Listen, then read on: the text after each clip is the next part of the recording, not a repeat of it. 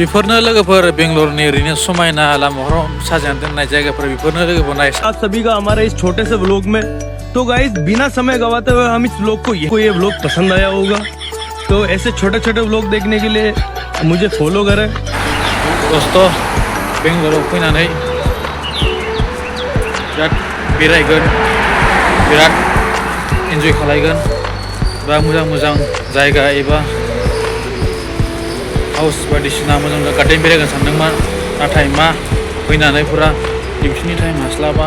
माबानि टाइम हास्लाबा जायो माथो लोगोफोर